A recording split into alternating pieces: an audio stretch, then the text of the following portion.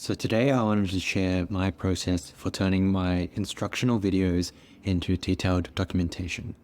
So if you've been using Loom recently, they've recently come out with like an AI SOP feature, and there's other tools online that do this as well.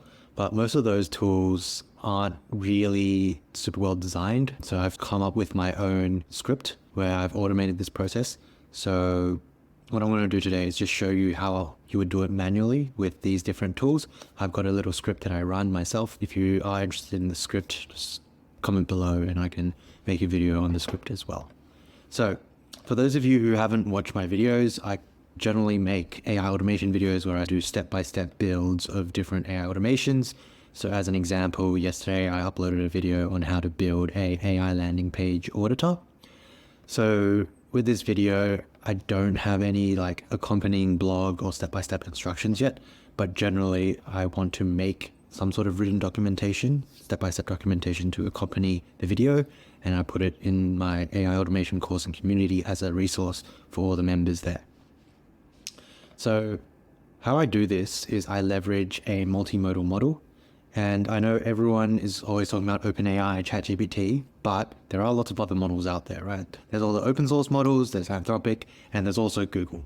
So Google, I know people sort of clown on them a little bit online, but their Gemini 1.5 series is actually quite impressive, specifically the fact that it's multimodal and can take in video input. So if I just quickly go to the release post, so it's been a while now since it came out, maybe a month or two ago. Text understand. You can see that they've put in like a movie here. This is, I think, a 44-minute movie. So they've inserted that in and they're going to ask it questions and it can answer very accurately what's happening in the movie. So that's something you can't even do with any of the OpenAI models yet. I think they do have that capability in-house. It's just not publicly available, but you can do this already with the Gemini 1.5 models. So you can do that with 1.5 Pro as well as 1.5 Flash. In terms of how this works under the hood, this is all like conjecture and like guesses, but I came across this thread on Hacker News and then subsequently this post where they're saying Google is just breaking down the video into sort of 1 frame per second, so thousands of frames, and then just passing all of that as images into Gemini to then extract the information.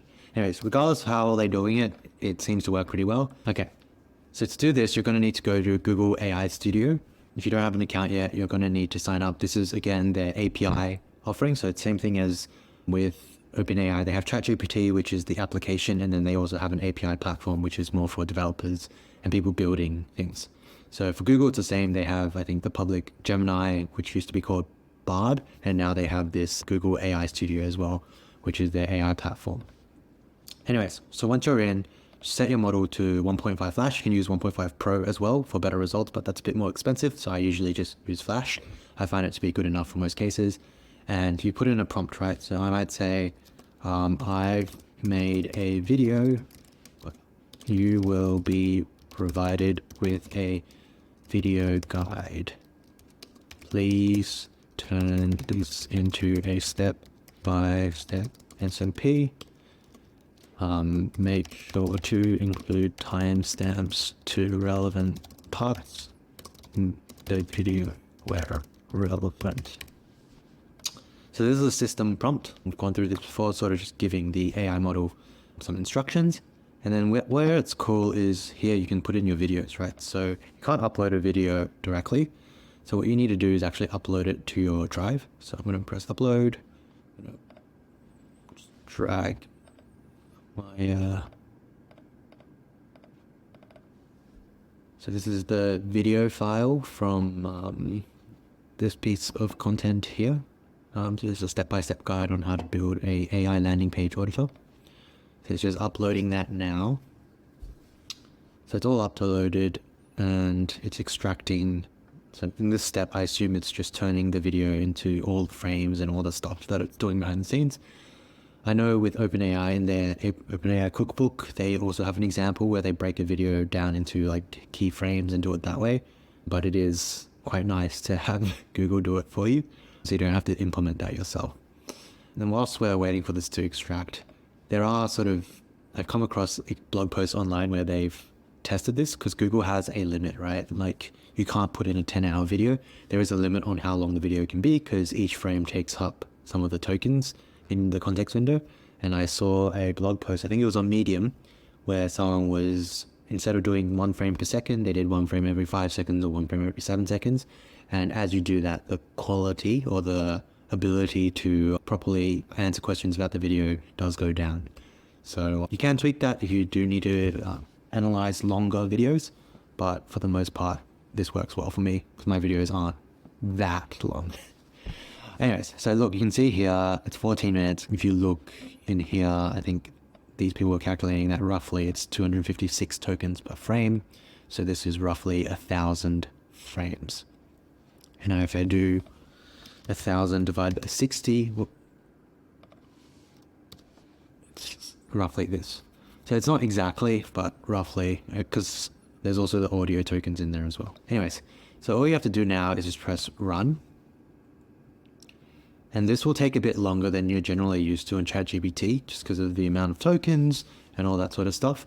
But what it should give me then is a very good starting point for my step-by-step guide that accompanies the video and is usually what I share with my community.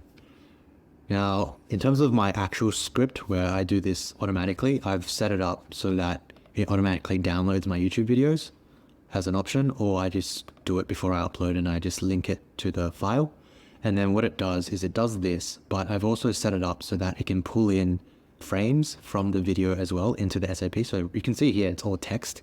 I've got some timestamps, which is good, but a more higher quality guide will have images and screenshots from the video. So I've set it up so that it can pull in specific frames from the video into these guides, which makes it look quite nice in my opinion. Next step for me is being able to click on those images and having it take me to the relevant parts of the video. So you end up with like a very interactive video on the left-hand side and sort of step-by-step text guide on the right-hand side, and you get the best of both worlds. So that's sort of what I'm building towards there.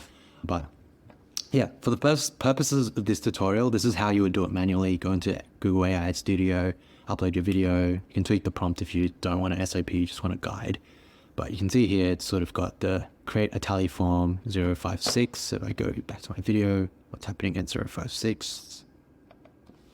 I'm creating the tally form, which is exactly right. Create make.com so that, yeah, it starts from the beginning. That's probably the best screenshot. So if I go here, that's a good screenshot for that. Configure the tally app. So 213.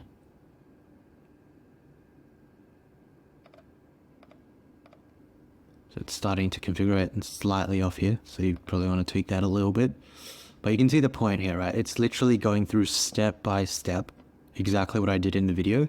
So like some people prefer the video option, some people prefer the text, some people prefer both, right? Like watching the video and then we get stuck reading the instructions. And I usually just take this and minor edits and it's sort of ready to go.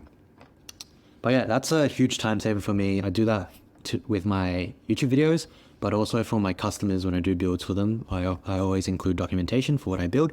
So I generally will record a Loom video, and then also with that Loom video, there will be written documentation, which I usually will generate with a process similar to this. So using my script again, I can automatically import Loom videos and have it generate according to my sort of guidelines, styling, as well as with the screenshot images from the video, as I mentioned earlier. But yeah, that's it for this video.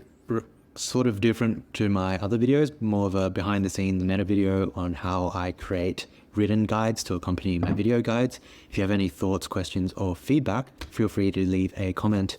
If you need any help with AI automations, I do run an AI automation service. There's a link in my bio if you're interested. But with that, I'm going to finish this video and I will see you in my next video.